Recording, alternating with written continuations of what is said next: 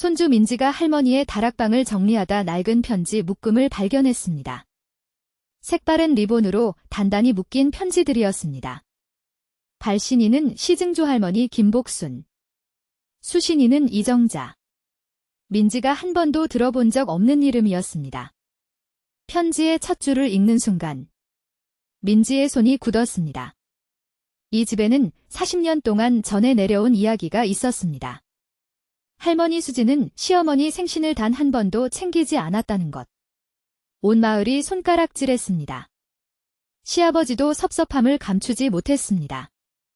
하지만 시어머니는 단 한 번도 며느리를 탓하지 않았습니다. 이제야 민지는 알 것 같았습니다. 왜 시어머니가 40년을 침묵했는지. 이 편지 묶음 안에 그 답이 있었습니다.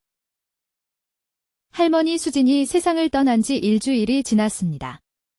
민지는 엄마와 함께 오래된 한옥 다락방을 정리하고 있었습니다. 삐걱거리는 나무 계단을 오를 때마다 먼지가 일어났습니다. 다락방은 좁았지만 그 안에 담긴 것들은 무거웠습니다.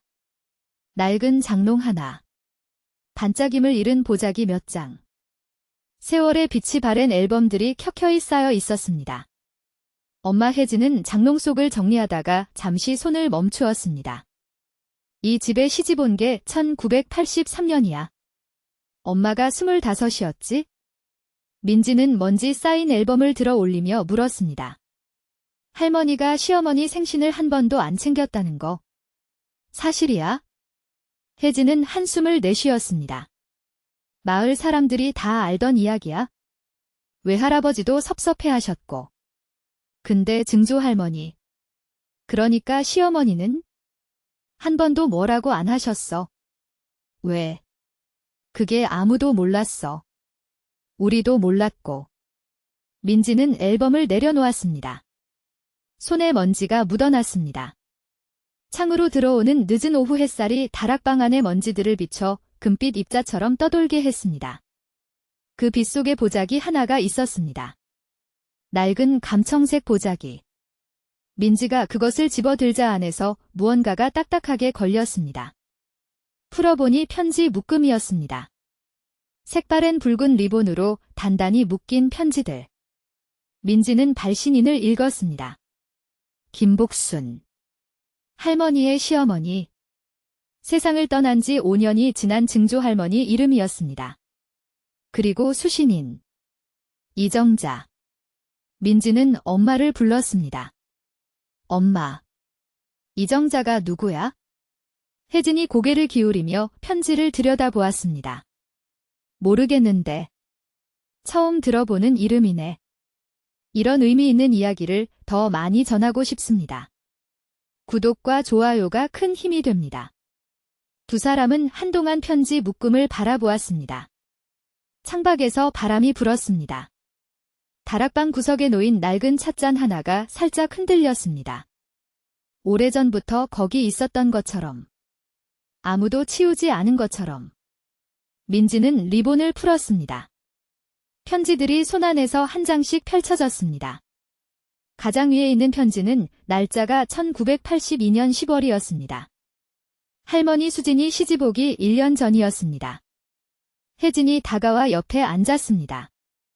두 사람의 어깨가 나란히 닿았습니다.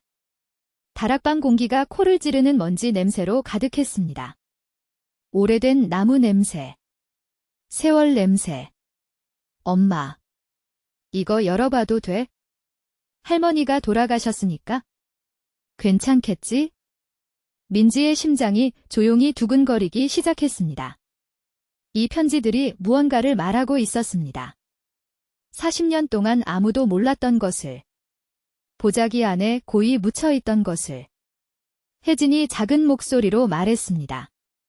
엄마가 그런 말 했었어. 시어머니랑은 말이 많이 필요 없었다고. 눈빛만 봐도 알았다고. 근데 나는 그게 무슨 말인지 몰랐어. 민지는 눈을 들었습니다. 이제 알 것 같아. 혜진은 대답하지 않았습니다. 대신 손을 뻗어 민지의 손 위에 얹었습니다. 두 사람의 손이 편지 묶음 위에 포개졌습니다. 바람이 다시 불었습니다. 다락방 창이 삐걱거렸습니다. 찻잔이 다시 흔들렸습니다. 그 소리가 마치 누군가의 노크 소리 같았습니다.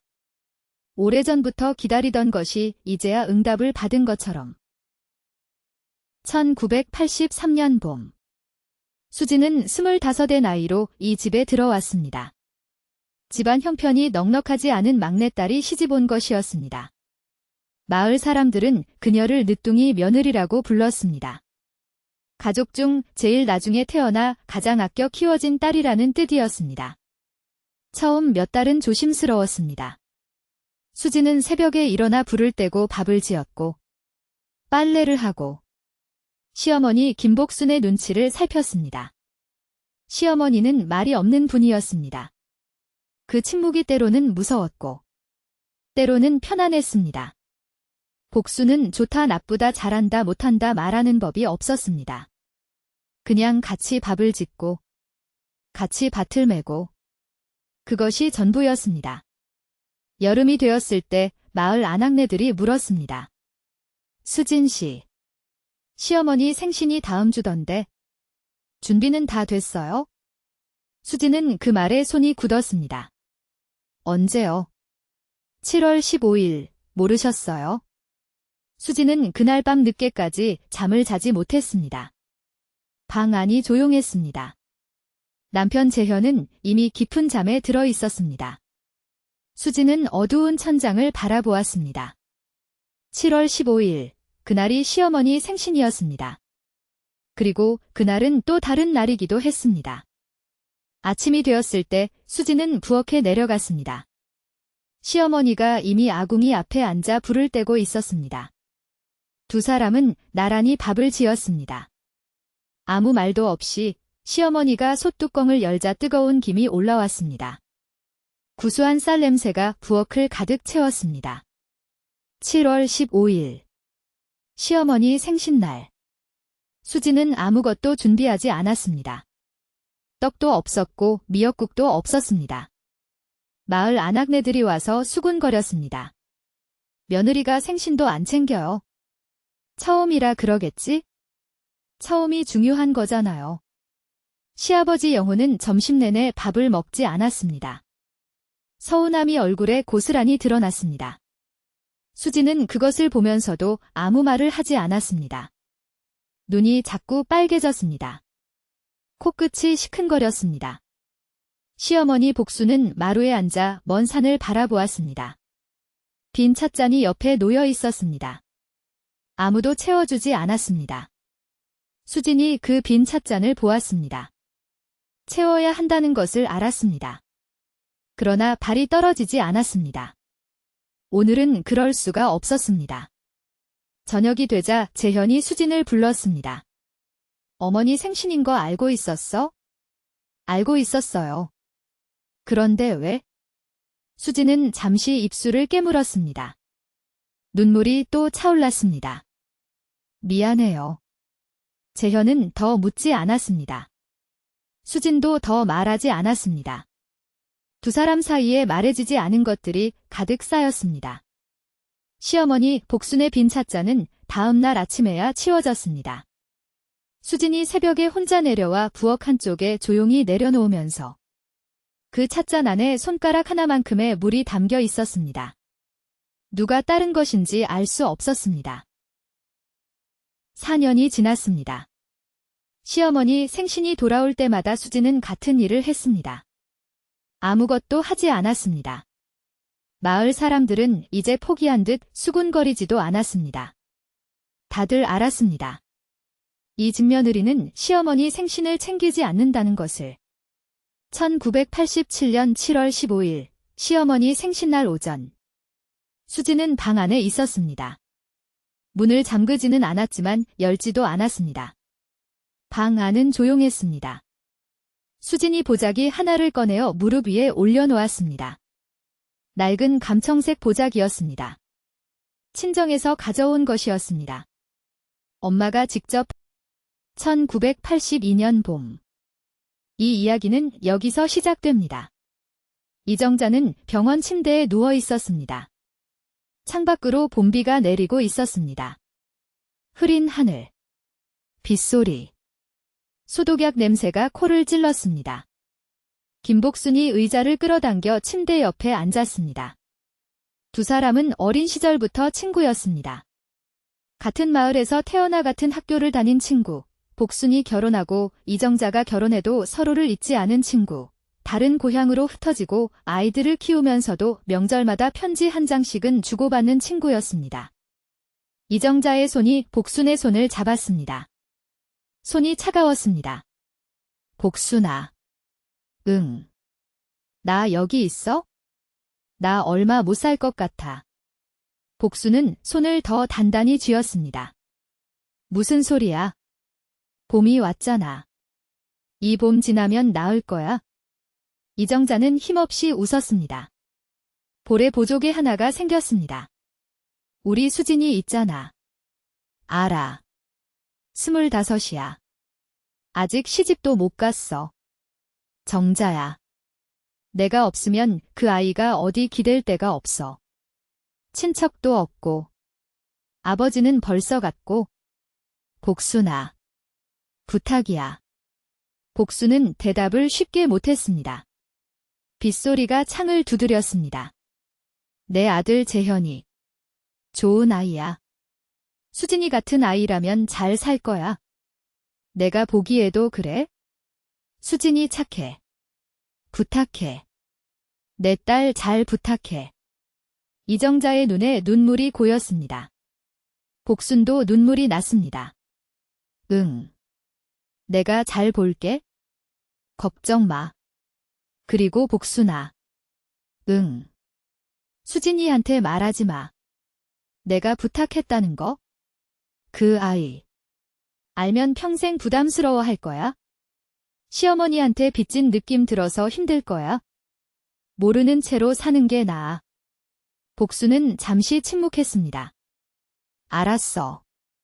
그해 여름. 이정자는 복순의 생일날 세상을 떠났습니다. 7월 15일, 복순은 그날 병원 복도에서 한참을 울었습니다. 병원 벽이 흰색이었습니다. 그 흰색이 눈에 오래 남았습니다. 그날 이후로 복순은 자신의 생일을 세지 않았습니다. 누가 물어보면 잊어버렸다고 했습니다. 챙기지 않아도 된다고 했습니다. 다음 해. 수진이 며느리로 들어왔습니다. 복순은 수진의 얼굴에서 이정자를 보았습니다. 오른쪽 볼에 보조개. 입술을 깨물 때의 버릇. 눈이 빨개질 때 코끝이 함께 빨개지는 것까지. 그래서 알 수 있었습니다. 수진이 그날 7월 15일마다 방 안에서 우는 이유를 아무 말 하지 않아도, 설명하지 않아도 복순은 알았습니다. 그래서 복순은 40년 동안 침묵했습니다. 생일을 챙겨달라고 하지 않았습니다. 마을 사람들이 뭐라고 해도, 시아버지 영호가 서운해해도 복순은 입을 다물었습니다. 대신 매년 그날 혼자 부엌에서 차를 한 잔 끓였습니다. 이정자가 좋아하던 대추차를. 찻잔을 들고 마루에 앉아 먼 산을 바라보며 속으로 말했습니다. 잘 있어. 정자야. 내 딸 잘 있어? 민지는 다락방에서 내려와 거실 바닥에 앉았습니다. 편지들을 한 장씩 펼쳤습니다. 엄마 혜진도 옆에 앉았습니다. 두 사람은 말없이 편지를 읽었습니다. 가장 오래된 편지는 1979년이었습니다. 복순이 이정자에게 쓴 편지.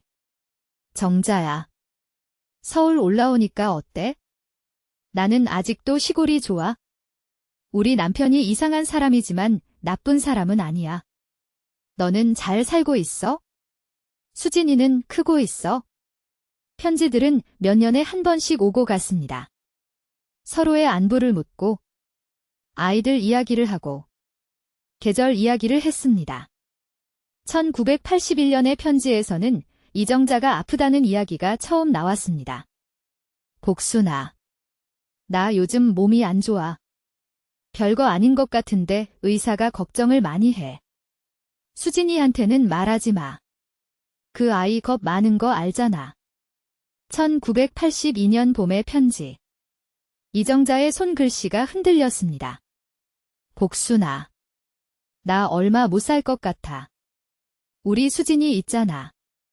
25, 아직 어려? 내가 없으면 그 아이 어디 기댈 데가 없어. 복순아. 내 아들 있잖아. 재현이 좋은 아이라는 거 나도 알아. 우리 수진이랑 잘 맞을 것 같아. 부탁해. 내 딸 잘 부탁해. 그리고 이 편지 수진이한테는 보여주지 마. 그 아이 알면 평생 부담스러워 할 거야. 혜진이 편지를 읽다가 멈추었습니다. 할머니가 엄마 친정엄마 친구였던 거야? 민지는 고개를 끄덕였습니다. 손이 떨렸습니다. 왜 할머니가 시증조 할머니한테 엄마를 부탁한 거야? 처음부터. 마지막 편지 묶음 아래에 노트 한 권이 있었습니다. 복순의 일기였습니다. 낡고 표지가 다른 노트였습니다. 민지가 조심스럽게 첫 페이지를 펼쳤습니다. 1983년 7월 15일, 오늘이 내 생일이다. 수진이는 방 안에서 나오지 않았다. 방문 너머로 어깨가 들썩이는 소리가 났다. 알고 있다. 오늘이 정자의 기일이라는 것을. 그 아이도 오늘이 슬픈 것이다. 그래서 됐다. 내 생일은 아무도 챙겨주지 않아도 된다. 정자야. 내 딸 잘 있어? 내가 볼게. 민지는 더 읽지 못했습니다. 눈물이 편지 위로 떨어졌습니다. 혜진도 소리 없이 울고 있었습니다. 거실이 조용했습니다. 너무 조용했습니다. 밖에서 새소리가 들렸습니다. 오후 빛이 창을 타고 들어왔습니다. 민지는 흔들리는 빛을 보면서 생각했습니다. 40년 동안 이 집에서 무슨 일이 있었는지를. 두 사람이 같은 날 같은 사람을 그리워하며 서로 아무 말도 하지 않았다는 것을. 혜진이 손으로 입을 막았습니다. 그러면 엄마는 알고 있었던 거야? 시어머니가 왜 아무 말 안 하는지. 민지는 일기를 넘겼습니다. 페이지들이 한 장씩 넘어갔습니다. 40년의 세월이 페이지 안에 담겨 있었습니다. 일기는 1983년부터 시어머니 복순이 세상을 떠나기 한 해 전까지 이어졌습니다. 민지는 한 장씩 넘기며 읽었습니다. 1985년 7월 15일, 오늘도 수진이는 방 안에 있었다. 나는 마루에서 대추차를 마셨다. 정자가 좋아하던 차. 이상하게도 괜찮다. 수진이가 오늘 슬픈 것과 내가 오늘 슬픈 것이 같은 이유라는 것을 안다. 그것으로 충분하다. 1990년 7월 15일, 영호가 또 서운해했다. 수진이 왜 생신을 안 챙기냐고. 내가 괜찮다고 했다. 영호는 이해를 못했다. 어떻게 설명하나 그냥 괜찮다고 할 수밖에. 2001년 7월 15일, 오늘 수진이 아침 일찍 나갔다. 혼자. 어디 가는지 물었더니 잠깐 바람 쐬러 간다고 했다. 저녁에 돌아왔을 때 눈이 빨개져 있었다. 코끝도. 정자 닮았다. 어디 다녀온 것인지 나는 안다. 그래서 됐다. 2010년 7월 15일, 올해로 28년이다. 수진이는 여전히 오늘 혼자 어디를 다녀온다. 나도 혼자 대추차를 마신다. 같은 날. 우리는 같은 사람을 그리워하고 있다. 말하지 않아도. 설명하지 않아도. 민지는 일기를 내려놓았습니다. 손등으로 눈물을 닦았습니다. 그제야 알 것 같았습니다. 할머니 수진이 매년 7월이 되면 혼자 버스를 타고 어딘가로 갔던 이유. 민지도 기억이 났습니다. 어릴 때 7월이 되면 할머니 수진이 꽃을 사가지고 혼자 버스를 타곤 했습니다. 어디 가느냐고 물으면 멀리 사는 친구 보러 간다고 했습니다. 그 친구는 한 번도 만난 적이 없었습니다. 친정어머니 이정자의 묘는 충청도 어딘가에 있을 것이었습니다. 수진은 매년 그곳에 갔을 것입니다. 꽃을 놓고 혼자 앉아 있었을 것입니다. 오늘이 시어머니 생신인데 아직도 챙기지 못했다고. 그 이유를 차마 말할 수가 없다고. 그래도 시어머니가 뭐라고 안 하신다고. 그리고 같은 시간. 한옥마루에서 복수는 대추차를 마시며 먼 산을 바라보았을 것입니다. 수진이 지금쯤 어디 있는지 알면서, 그 아이가 오늘 무엇을 하는지 알면서, 두 사람은 40년 동안 한 집에서 살았습니다. 같은 날을 슬퍼했습니다. 같은 사람을 그리워했습니다. 그러나 단 한 번도 그 이야기를 서로에게 하지 않았습니다. 이정자의 부탁이 있었기 때문에, 그리고 서로를 지켜주고 싶었기 때문에. 혜진이 천천히 입을 열었습니다. 엄마가 왜 설명 안 했는지 이제 알겠어. 설명하면 시어머니 부담될까봐. 그리고 시어머니는 왜 모른 척 했는지도. 수진이 알면 평생 빚진 느낌으로 살 테니까. 두 사람은 한동안 말이 없었습니다. 거실 창밖으로 여름 하늘이 보였습니다. 구름이 천천히 흘러갔습니다. 민지는 엄마 혜진에게 편지와 일기를 모두 보여주었습니다. 혜진은 오래 읽었습니다. 읽다가 울었습니다. 다시 읽었습니다. 저녁 무렵. 두 사람은 마루에 앉았습니다. 오래된 한옥의 마루. 시어머니 복순이 매년 이맘때 앉아서 대추차를 마시던 자리였습니다. 혜진이 부엌에서 대추차를 끓여 가져왔습니다. 찻잔 2개. 한 잔은 민지 앞에. 한 잔은 마루 끝 빈자리 앞에. 엄마 왜 거기 놓아? 모르겠어. 그냥. 두 사람은 말없이 차를 마셨습니다. 저녁 바람이 마당을 쓸었습니다. 감청색 보자기가 마루 한쪽에 놓여 있었습니다. 민지가 다락방에서 가져온 것이었습니다. 혜진이 말했습니다. 엄마가 왜 생신을 안 챙겼는지 나도 궁금했어. 한번 물어보려고 했는데 못했어? 엄마가 그 이야기 꺼내면 항상 눈빛이 달라졌거든. 그래서 그냥 뒀어. 할머니는 알고 있었을까? 엄마가 왜 그러는지. 혜진은 찻잔을 내려놓았습니다. 일기 읽었잖아. 알고 있었지? 진작에. 우리만 몰랐던 거야? 민지는 마당을 바라보았습니다. 저녁이 내려앉고 있었습니다. 나무 한 그루가 바람에 살랑거렸습니다. 여름 냄새가 났습니다. 풀 냄새, 흙 냄새, 나무 냄새, 대추차 향이 섞여 들었습니다. 7월이었습니다. 이모 할머니 기일이 언제야? 민지가 물었습니다. 7월 15일. 왜? 민지는 잠시 침묵했습니다. 오늘이 7월 14일이에요. 혜진의 눈이 커졌습니다. 두 사람은 한동안 말을 잇지 못했습니다. 마루에 놓인 빈 찻잔 앞의 자리가 더 빈 것처럼 보였습니다. 그 자리에 누가 앉았어야 했을까요? 혜진이 천천히 일어났습니다. 부엌으로 들어가 뚝배기 하나를 꺼냈습니다. 대추를 씻어 넣고 물을 부었습니다. 차를 한 번 더 끓이기 시작했습니다. 민지는 마루에 앉아 찻잔을 하나 더 내려놓았습니다. 이제 3시 되었습니다. 보자기를 펴서 찻잔들 아래에 깔았습니다. 감청색 보자기가 저녁 빛에 조금 달라 보였습니다. 더 깊은 색처럼. 차가 끓었습니다. 부엌에서 대추 냄새가 났습니다. 혜진이 나와 찻잔 셋에 천천히 따랐습니다. 뜨거운 김이 올라왔습니다.